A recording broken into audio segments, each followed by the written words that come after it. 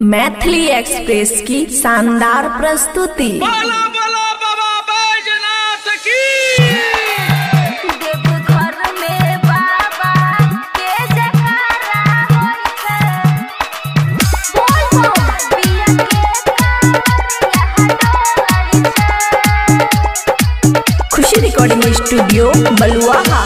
बोल बम के गाना बाजै छै, सभे कांवरिया नाचै छै। आजू सोहावन लागै छै, बड़ी मन भावन लागै छै। सैया के कांवरिया डोलै हे। देवघर में बाबा के जयकारा होई छै, पिया के कांवरिया डोलै छै। देवघर में बाबा के जयकारा होई छै, पिया के कांवरिया डोलै छै। डीजे सुमित सतीश रईमा। सुमित सतीश रईमा। पिया के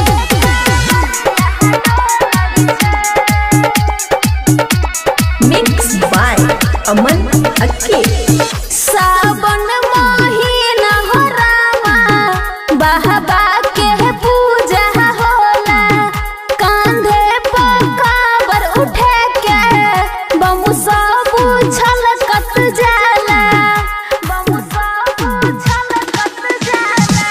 सुल्तानगंज में सब बहावाले, लोटा में जल भरै छै। भोला मालिन सब बम लोग गाजा के दम खींचे छै। लोट की कांवरिया डोलै हे।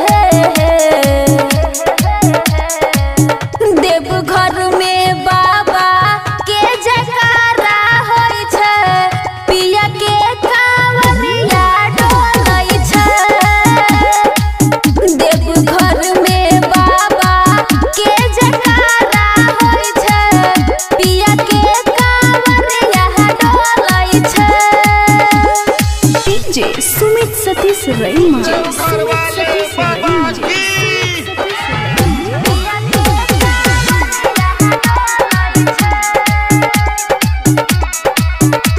खुशी रिकॉर्डिंग स्टूडियो बलुआहा।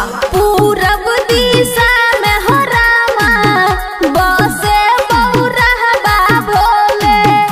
ओकरे नु चर्चा खाली दुनिया में सगर होले। दुनिया में सगर होले। सजल दुआर भोले बाबा के बड़ी मन भावन लागे छै। नाचत गावत सब संगे चले, गायक दीपाली इंदर हो। पर्वत पहाड़ डोले हे।